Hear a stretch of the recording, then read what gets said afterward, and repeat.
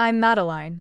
I'm 34 years old, and my brother hacked my laptop and transferred $20,000 out of what he thought was my savings account. When I found out, Dad snapped. He's in debt. Don't be greedy. Family helps family. I didn't call the police.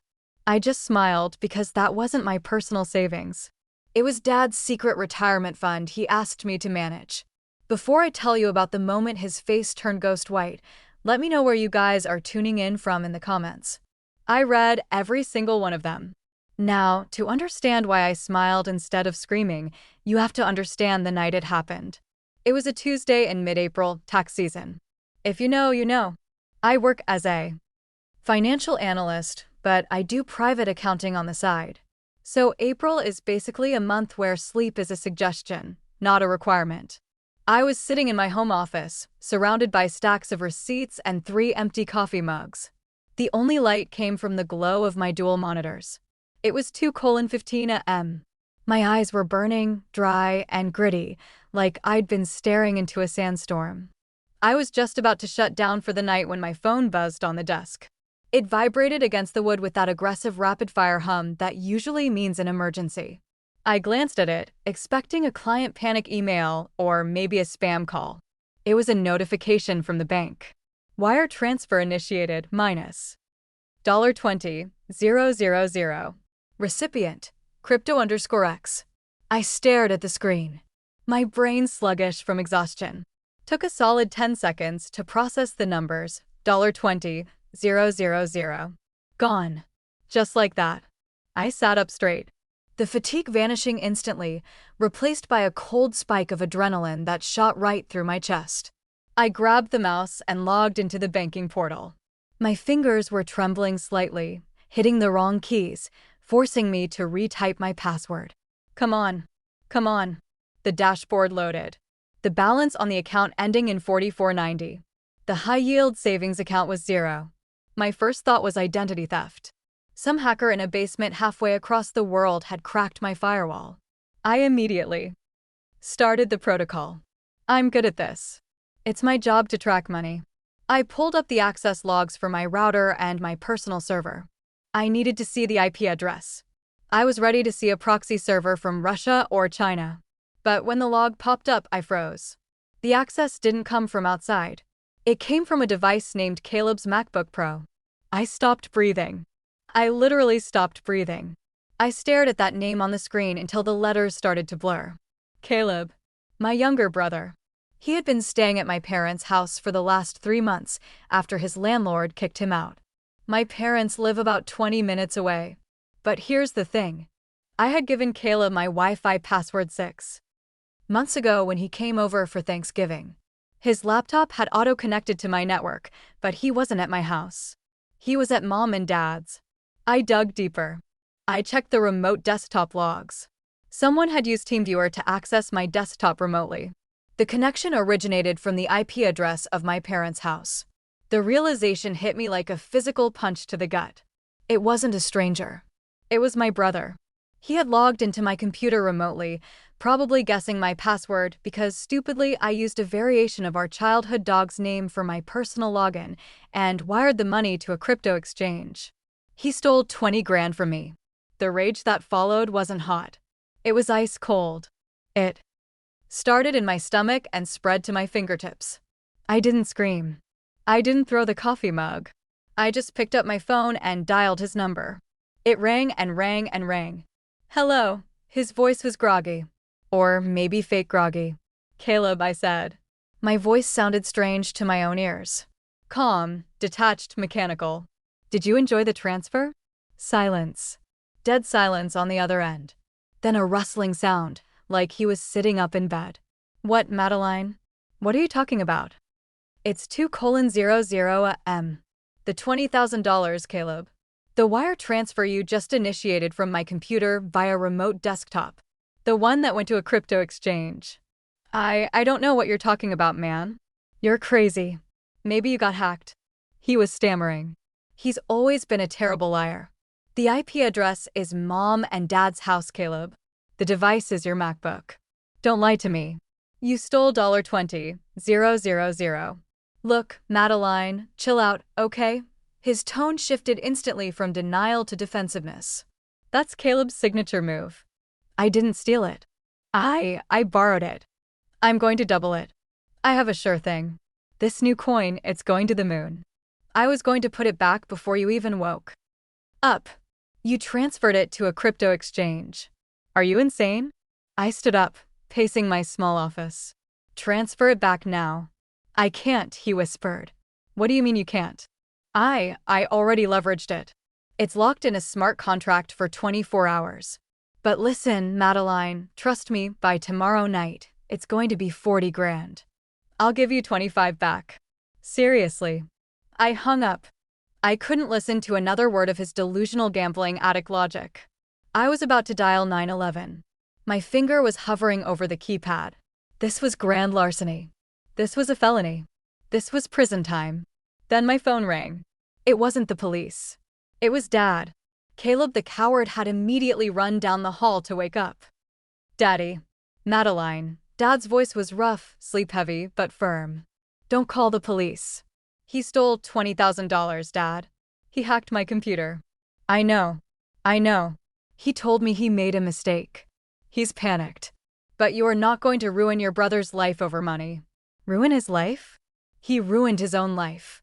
That is my money, Dad. We will discuss this in the morning. Come over here now. We need to handle this as a family. I'm calling the cops, I said, my hand shaking. If you call the police, Dad said, his voice dropping an octave, becoming dangerous, you will never step foot in this house again. Do you hear me? He is your brother. Family helps family. Get in your car and come here. We will fix this. I stood there in the dark office, the silence of the house pressing in on me. I looked at the empty bank account on the screen. I looked at the phone. I felt a strange shift inside me, a gear turning, a lock clicking into place. Okay, I said softly. I'll be there in 20 minutes. I grabbed my keys. I didn't call the cops, because as I walked to my car, I remembered something. I remembered exactly which account Caleb had drained. In his haste, in his greed, he hadn't checked the account owner's name. He just saw savings and a big number. He thought he stole my money. Dad thought he stole my money. And that gave me an idea. I drove to my parents' house in a daze. The streets were empty. The streetlights flickering past like strobe lights.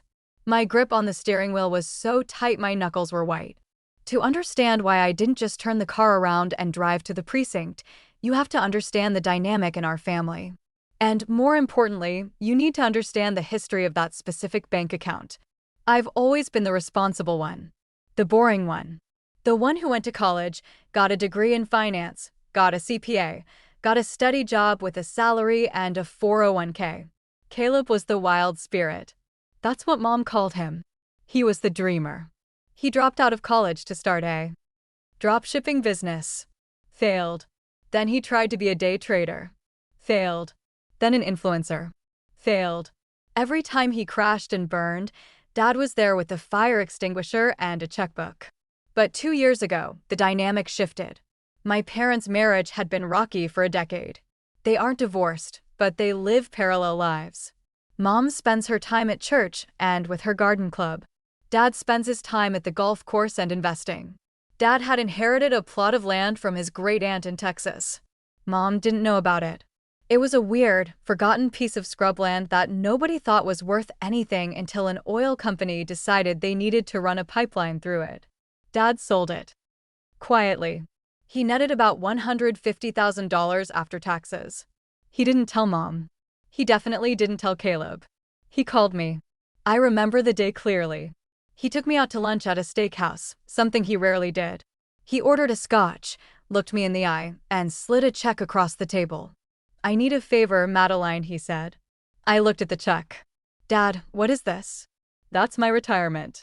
My real retirement, not the pittance your mother and I have in the joint account. He leaned in, lowering his voice.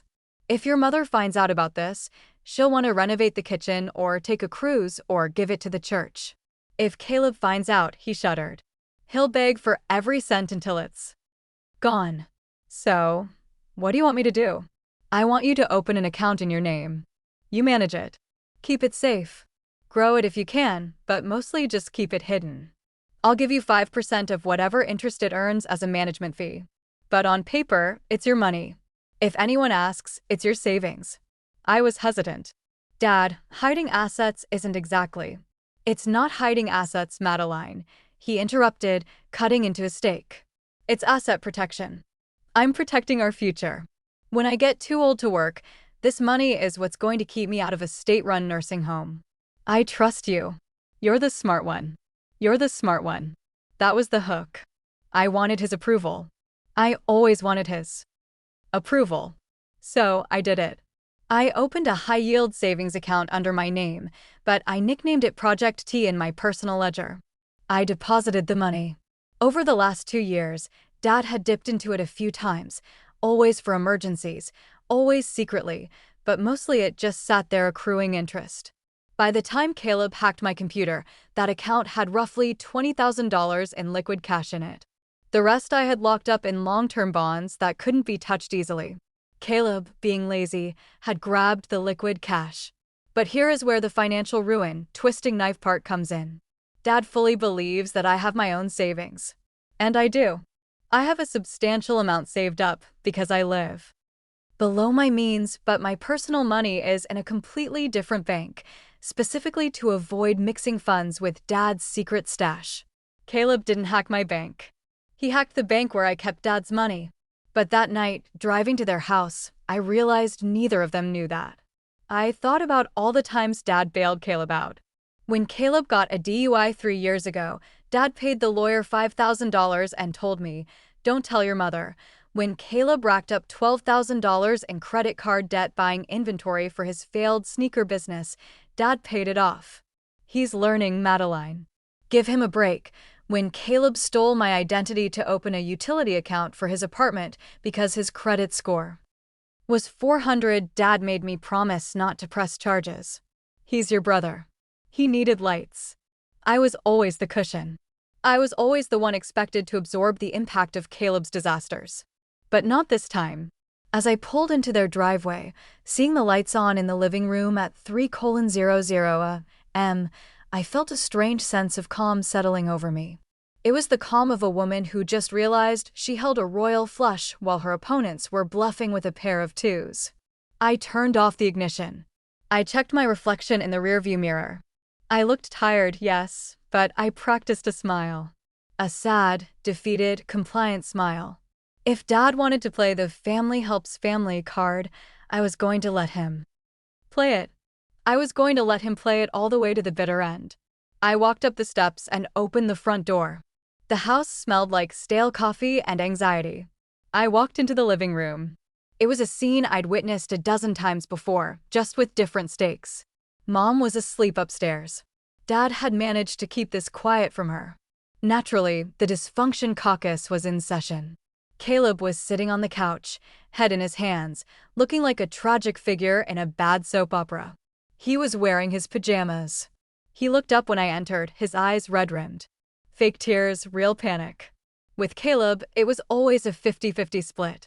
Dad was standing by the fireplace, arms crossed, wearing his bathrobe.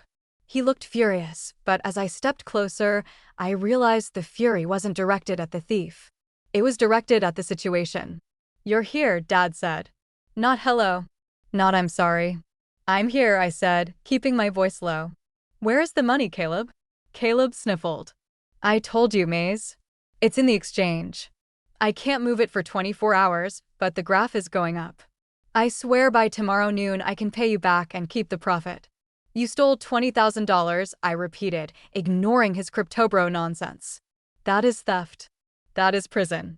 "Stop saying that," Dad snapped. He walked over and stood between me and Caleb, physically blocking me from my brother. "Nobody is going to prison. Keep your voice down. Your mother is sleeping." "Dad, he hacked my computer," I said, putting just the right amount of disbelief in my voice. "He used a RAT remote access tool. That takes planning. He didn't just stumble onto it. He's been spying on me." "I wasn't spying," Caleb shouted. I installed it a while ago just in case I needed to borrow a file or something. I was desperate, Madeline. I owe people money. Bad people. If I didn't come up with 20 grand by Friday, they were going to break my legs. There it was.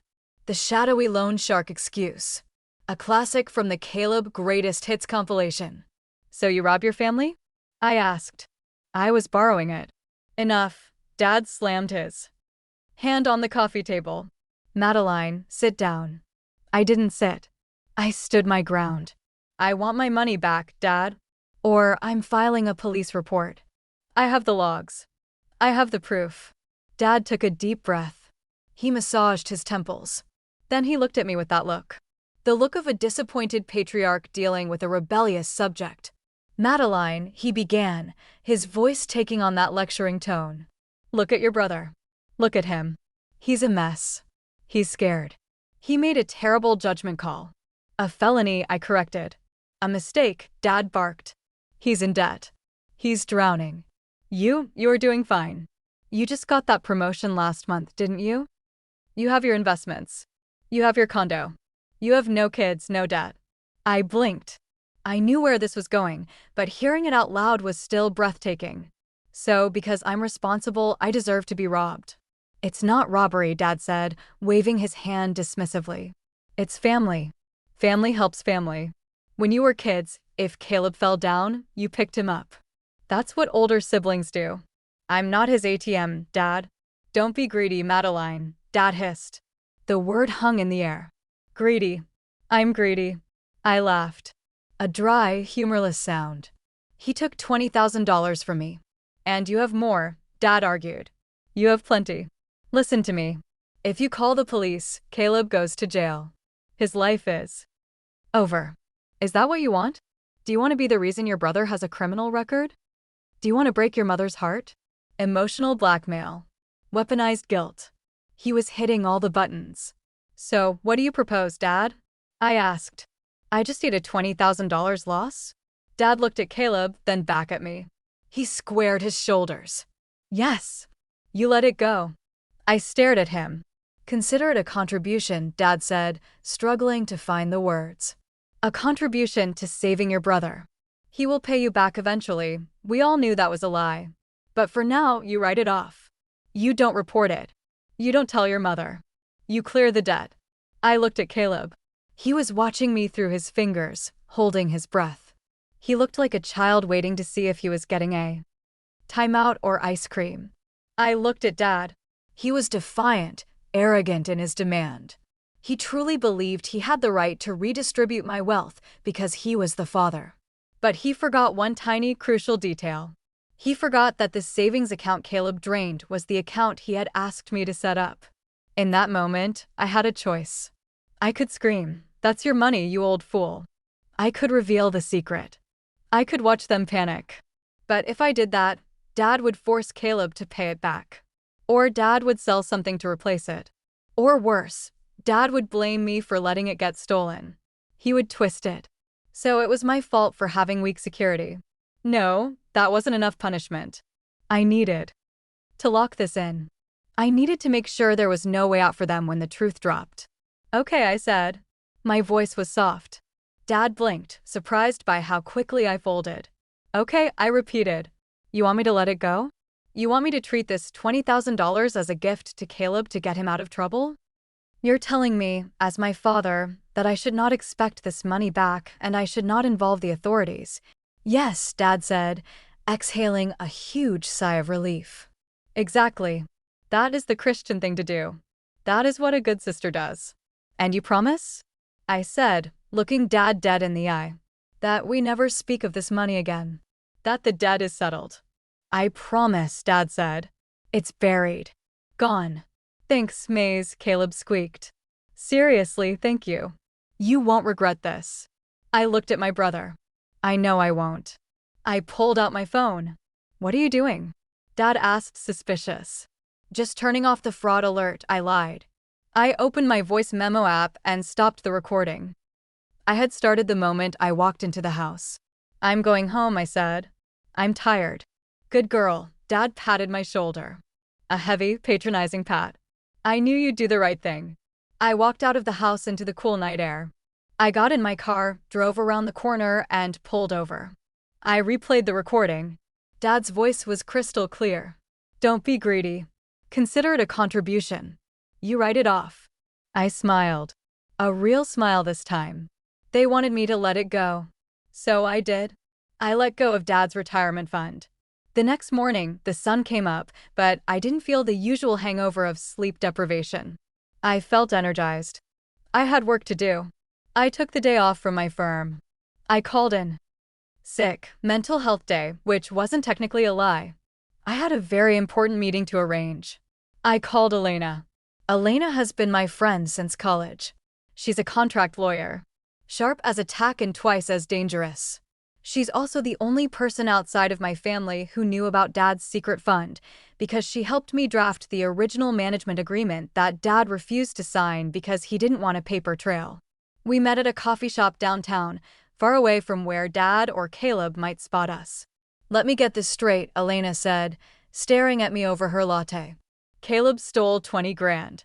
Your dad thinks it's your money and told you to eat the loss, but it's actually your dad's money. And you agreed. I agreed to let it go, I corrected. I have it on tape. I played the recording for her. She listened, her eyebrows climbing higher and higher. When it finished, she let out a low whistle.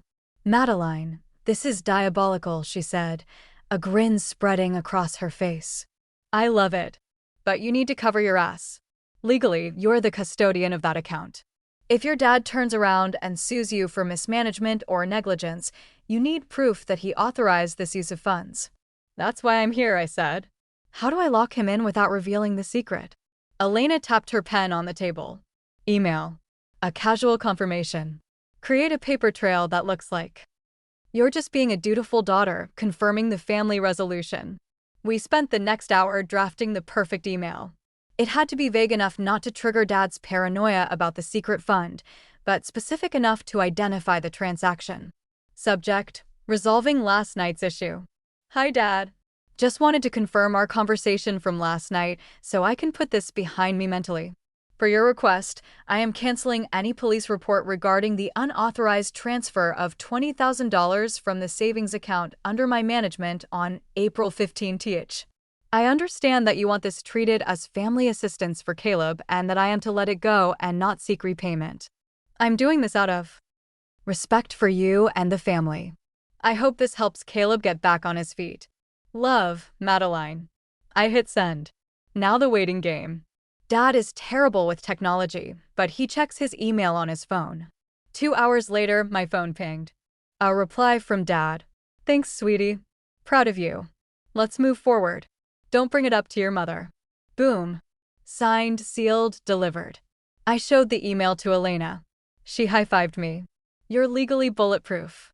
He explicitly authorized the forgiveness of the debt regarding that transfer. He thinks he's forgiving a debt to you, but the wording savings account under my management covers the secret fund. But I wasn't done. I went to the bank that afternoon. The bank where my actual money was. I have a significant amount saved, ironically, almost exactly the same amount Dad had in his secret fund, plus some investments. I moved everything. I closed my accounts at the bank Dad used.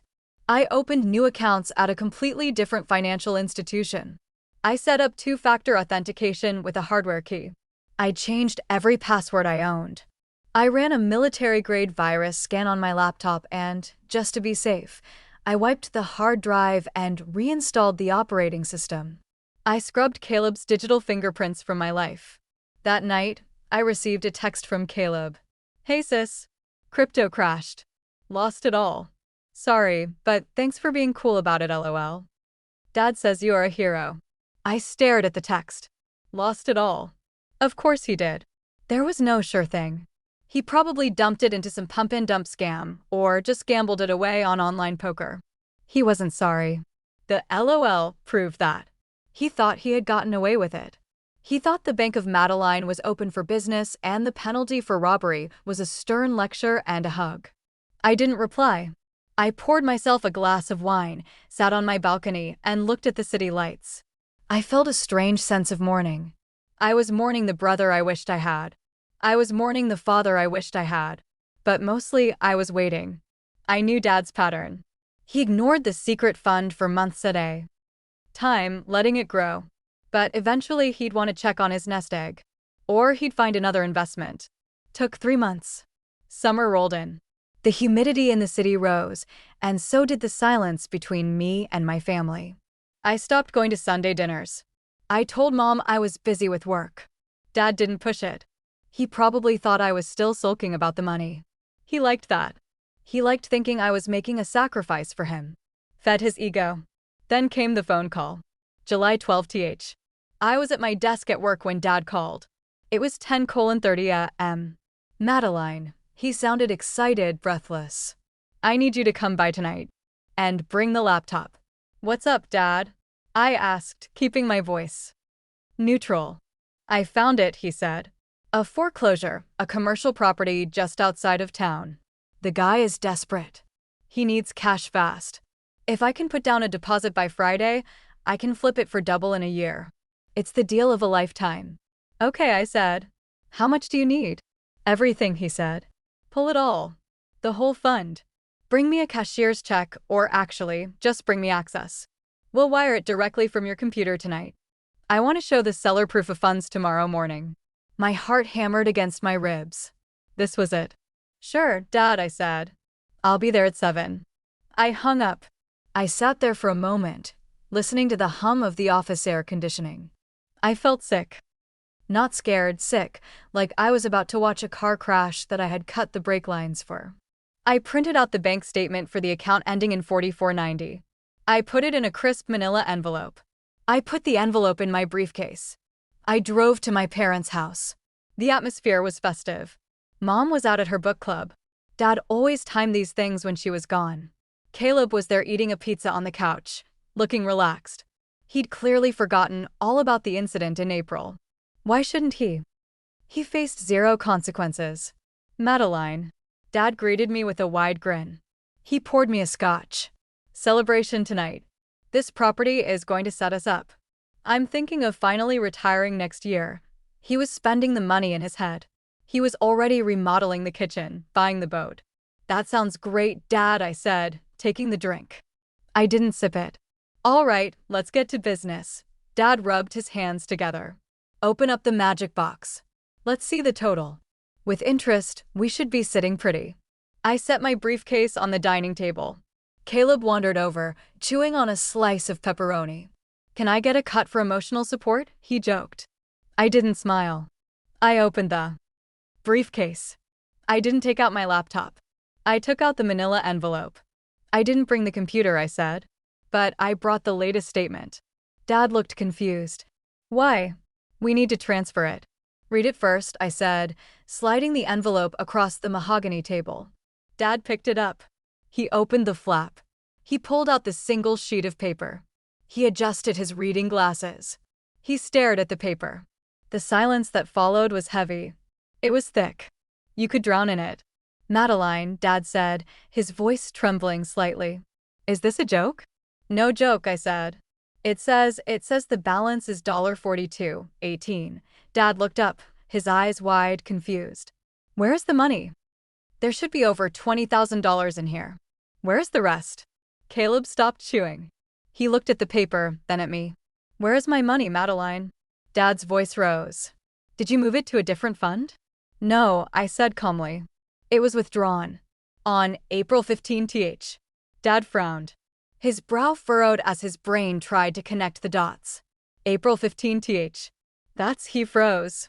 He looked at Caleb. Caleb's face went the color of curdled milk. He dropped the pizza crust. Wait, Dad whispered. He turned back to me. April 15th. That was the night. That was the night Caleb hacked my computer, I said. The night he transferred $20,000 to a crypto exchange. Dad shook his head, looking like a man trying to solve a physics equation while falling off a cliff. But that was your money. You said, we agreed, that was your savings. No, Dad, I said, leaning forward. You assumed it was my savings. I never said that. Caleb hacked the account ending in 4490. That is the account you asked me to open. That was Project T. That was your retirement fund. Dad made a sound I'd never heard before. A strangulated, high-pitched wheeze. He gripped the edge of the table. He pointed a shaking finger at me. You let him. You told me to let it go. You told me to let it go, I said, my voice cutting through the air like a razor. You told me, don't be greedy. You told me, family helps. Family, you told me to write it off as a contribution to saving my brother. I thought it was your money. Dad roared. He swept the scotch glass off the table. It shattered against the wall. You tricked me. I didn't trick you. I did exactly what you asked. I stood up. You insisted I forgive the debt. You sent me an email confirming it. Remember? Proud of you, sweetie. Let's move forward. Dad turned to Caleb. Caleb was backing away towards the living room. Dad, I didn't know. I swear. I thought it was Madeline's. I thought she was rich. You stole my money. Dad walked toward him. He wasn't the protecting patriarch anymore. He was a predator. You threw my retirement into a crypto scam. It was an accident, Caleb shrieked. And you? Dad spun back to me. You let this happen. You could have stopped it. You could have called the police.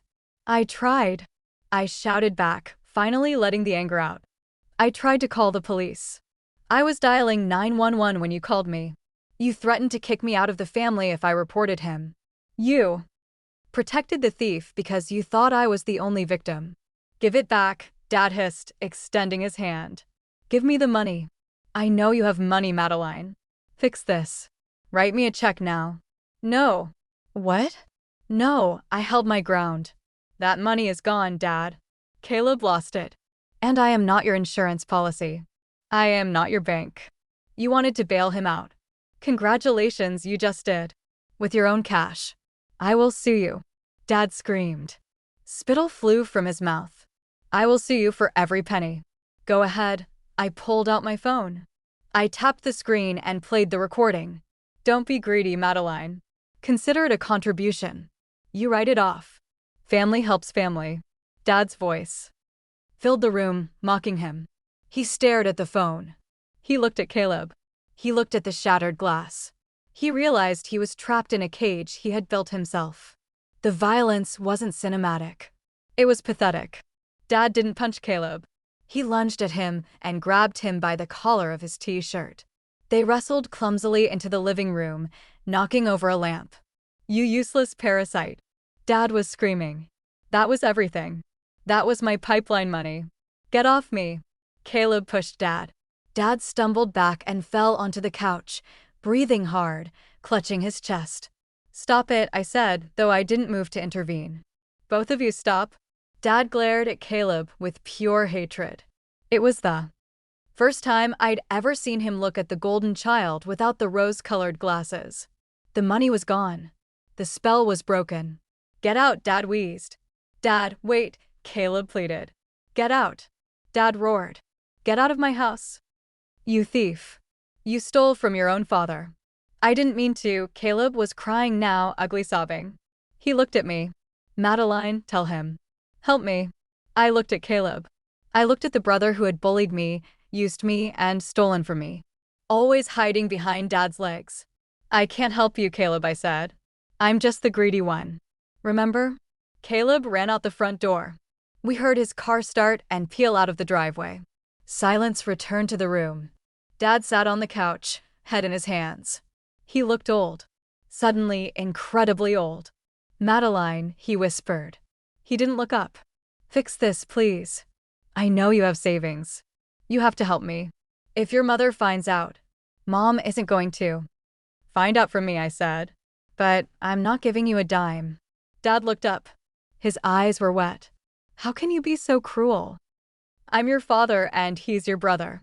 You taught me that family helps family, I said, pointing to the empty door. Well, you just helped him. You gave him $20,000. You should be proud. That was a very generous gift.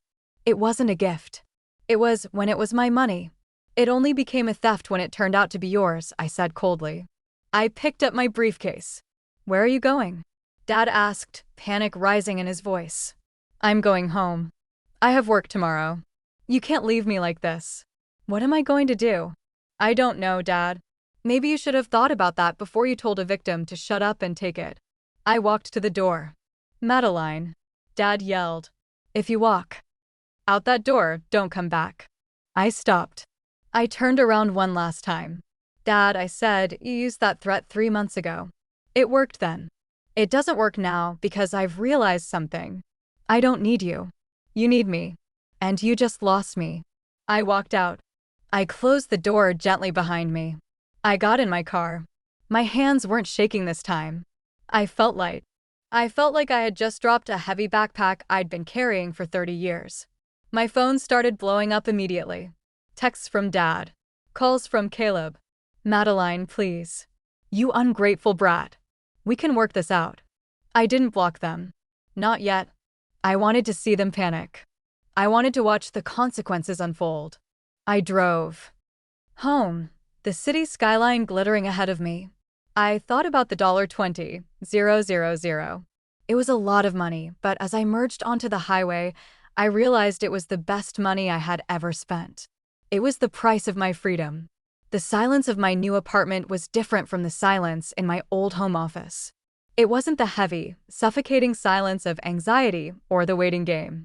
It was the silence of peace. It has been exactly 14 months since I walked out of my parents' house, leaving a shattered Scotch glass and a shattered family on the floor.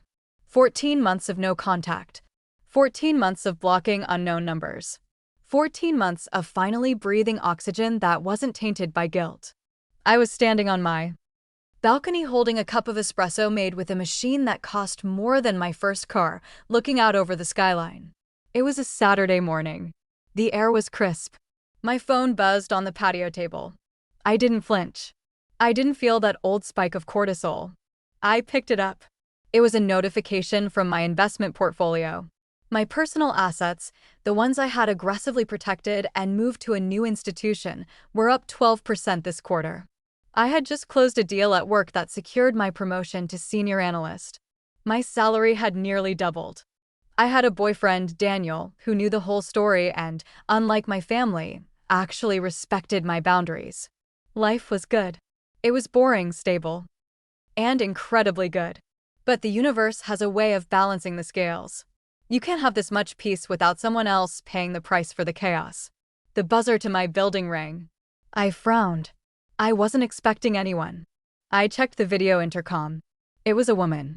She was wearing a large sun hat and sunglasses, looking like she was trying to be incognito, but failing miserably.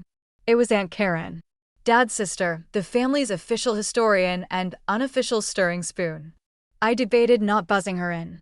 I really did. But curiosity is a dangerous thing. And part of me, the part that had smiled when I drove away that night, wanted to know. I wanted the epilogue. Come up, I said into the intercom.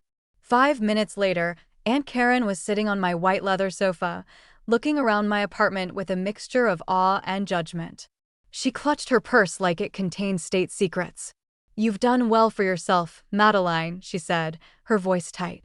Very well, considering. Considering what, Aunt Karen? I asked, setting a coaster down for her water. I didn't offer her coffee. Coffee is for guests who intend to stay. Considering you abandoned your family in their darkest hour, she snapped. There it was. The guilt trip arriving right on schedule, like a commuter train. I sat in the armchair opposite her, crossing my legs. I didn't abandon anyone. I removed myself from a crime scene. There's a difference. How are they? Karen sighed. A long, dramatic exhale that rattled her jewelry. It's bad, Madeline. It's catastrophic. She leaned in, her eyes wide with the thrill of gossip disguised as concern. Your father lost the house. I blinked. I expected bad news, but not that fast. The house. The one they've lived in for 30 years. Foreclosure, she whispered the word like it was a curse. After you left, after the incident with the money, your father spiraled. He was obsessed with that commercial property deal. He was convinced it was the only way to make back the money Caleb lost.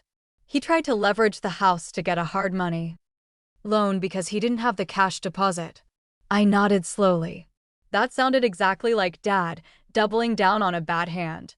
He got the loan, Karen continued. High-interest, predatory stuff. He put everything into the deal, but the commercial property had a lien on it he didn't know about. The deal stalled. The investors pulled out. The hard money lenders came collecting. And he didn't have the liquidity, I finished. He had nothing, Karen said, because the secret fund was gone. She looked at me pointedly. She knew about the fund now. Obviously, in the screaming match that followed my departure, Dad had spilled everything. So they're homeless? I asked, keeping my voice neutral. Your mother moved into a small apartment near the church. She's not doing well. She's humiliated. She had to resign from the garden club board. You know how much that meant to her. And Dad, she paused. He's living in a motel on Route 9. He's driving for a rideshare app. He says he's consulting, but we all know. I looked out the window. A year ago, Dad was bragging about retiring and buying a boat. He was sitting on a secret pile of cash that could have kept him comfortable for a decade if he had just been humble. If he had just accepted that the money was there for safety, not for gambling. And Caleb? I asked. The name tasted like ash in my mouth. Karen's face hardened. Caleb is unavailable. Jail. Not yet, she said. He left the state. There were some people looking for him. Not the bank. Bad people. He took your father's car, the one the bank hadn't repossessed yet, and just drove south. Last I heard, he was in Florida, waiting tables and dodging subpoenas. She paused, taking a sip of water. Then she looked at me with those piercing eyes.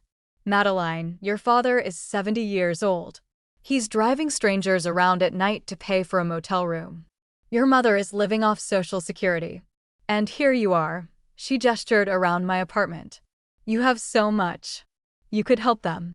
You could fix this. One check from you could get your mother into a nice condo. It could get your father off the road. This was the moment. This was the test. The flying monkey had delivered her payload. The guilt was laid out on the table, throbbing and raw. Family helps family. I looked at Karen. I thought about Mom, humiliated but safe. I thought about Dad, his ego finally crushed under the weight of his own decisions. Aunt Karen, I said softly. Do you know why I didn't call the police that night? Because your father asked you not to, she said. No. I didn't call the police because I wanted them to learn. Dad spent his whole life bailing Caleb out. He used his retirement money he hid from his wife, to enable a thief. If I write a check now, what happens? Does Dad learn? Does Caleb learn? They've suffered enough, Karen cried. Where's your compassion? My compassion was giving them a choice, I said. Dad chose Caleb over me. He chose to protect a felony over my dignity. He told me to let it go. So I let it go. I let them go. I stood up. I'm not writing a check, Karen. Not today. Not ever. Because if I solve this problem for them, Dad will find another deal of a lifetime next week. And Caleb will find another account to hack. I'm breaking the cycle. Karen stood up, her face red. You're cold, Madeline. You're ice cold. Your father was right. You care more about money than blood. No, I said, walking her to the door. I care about peace. And I paid $20,000 for it. I think that's a fair price. She huffed and stormed out. I watched the elevator doors close on her judgmental face. I went back to the balcony. I should have felt guilty. That's what we're programmed to feel, right? When our parents are suffering, we're supposed to bleed for them. But I didn't feel guilty. I felt vindicated. However, there was one loose end. One tiny, nagging detail that only I knew. I went in my desk and unlocked the bottom drawer. I pulled out a file. Inside was a cashier's check I had drawn up 6 months ago. See, when Dad set up the secret fund, he promised me 5% of the interest as a management fee. But I had managed the money aggressively. I had moved it into high-yield bonds and index funds before Caleb drained the liquid cash. The principal, the original land money, was what Caleb stole and lost. But the interest, the profit I had made over those 2 years before the theft, I had swept that into a separate sub-account every quarter, just as good accounting practice. Caleb hadn't touched it because he didn't know it existed. It wasn't a fortune. It was about $8,500. Technically, it was Dad's money or my fee. It was a gray area. But I didn't want a gray area. I didn't want a single penny of that cursed money contributing to my new life. I didn't want my success to be built on even $1 of Dad's secrets. I picked up the check. It wasn't made out to Dad. It wasn't made out to Mom. I had made it out to the Gambling Addiction Recovery Foundation. I looked at it one last time. It was the final severance. I put it in an envelope, sealed it, and walked down to the mailbox in the lobby. I dropped it in the slot. Clack. The sound was final. I went back upstairs, made myself another espresso, and sat down to work. My phone buzzed again. A text from Daniel. Dinner at 7. I'm making lasagna. I typed back, perfect. I'm bringing the wine. Dad had his retirement plan. It was Caleb. And that investment had gone to zero. I had my retirement plan. It was me. And business was booming. They say you can't choose your family. That's the biggest lie ever told. You can't choose who are related to by blood, sure, you can't choose whose DNA is spiraled into yours. But family, the people you let into your inner circle, the people you sacrifice for you, absolutely. Choose them. And sometimes you have to choose to unchoose them. It has been 3 years now. The dust has settled, but the landscape is forever changed. I eventually heard through the grapevine that Mom divorced Dad. It turns out when you lose the house and your wife finds out it was because of a secret fund you hid from her, the marriage doesn't survive. She's happier now. I think she lives in a senior community. I send her flowers on her birthday. We talk occasionally, but it's surface level. She still blames me just a little bit for not saving them. She can't help it. It's the programming. But she respects my distance. Dad is still driving. He sends me emails sometimes. Usually they are links to conspiracy theories or get-rich-quick schemes. Madeline, look at this gold IRA. We could make a killing. He hasn't changed. He never will. He's still looking for the shortcut. He's still looking for the magic button that undoes the consequences of his actions. I never reply. I drag them straight to spam. And Caleb, he got arrested in Georgia for check fraud. A minor charge, but enough to put him in the system. He called me from jail. Collect. I stared at the phone for a full minute. Inmate Caleb would like to accept charges. I pressed decline. That was the hardest moment, harder than the night of the theft, because that was the moment I accepted that I couldn't save him.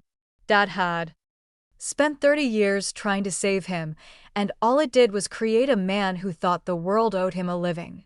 If I answered that call, if I sent him bail money, I wouldn't be helping him. I would just be the new dad. I would be the new enabler.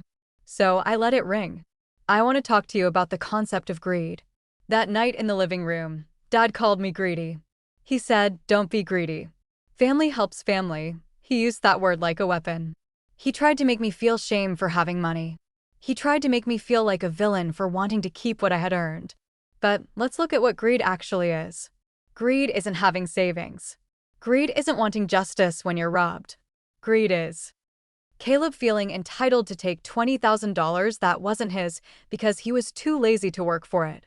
Greed is Dad hiding money from his wife for years because he didn't want to share, and then demanding my money to fix his mistake. Greed is demanding that someone else set themselves on fire just to keep you warm for another hour.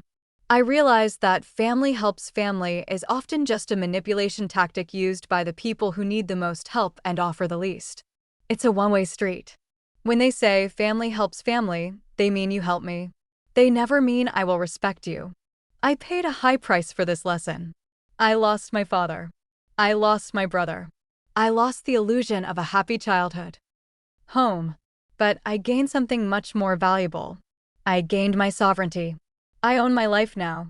Every dollar in my bank account is there because I worked for it and I protected it. Every relationship in my life is there because it's healthy and reciprocal. I don't have to look over my shoulder. I don't have to worry about late-night phone calls or missing money. People ask me if I regret smiling that night. If I regret letting Dad believe the debt was mine before he knew it was his own money. I think about it sometimes. Was it petty? Maybe. Was it deceptive? Sure. But was it necessary? Absolutely. If I hadn't done that, if I had screamed and revealed the truth right then, Dad would have gaslit me. He would have guilt-tripped me into covering the loss. He would have drained me dry, emotionally and financially, to cover up his own lies. He would have dragged me down with the ship. By letting him think he was forgiving my debt, I revealed his true character. I let him show me exactly who he was when he thought it cost him nothing. And when the bill finally came due, he had no one to blame but himself. So here is my advice to you. Watch how people treat you when they think you have no power. Watch how they treat your resources when they think they are entitled to them. And if you ever find yourself sitting in a room where you are being told to set your boundaries on fire to save someone else's ego, don't scream. Don't fight. Just smile, lock the door, and let them face the one thing they are most afraid of: reality. Thank you for staying with me through this journey. It wasn't an easy story to tell, but I believe it's an important one. We often talk about financial literacy in terms of stocks, bonds, and interest rates, but true financial literacy is also about relational literacy. It's about understanding that money is a boundary. The biggest lesson I learned is that enabling is not love. Protecting someone from the consequences of their actions isn't kindness. It's a form of sabotage.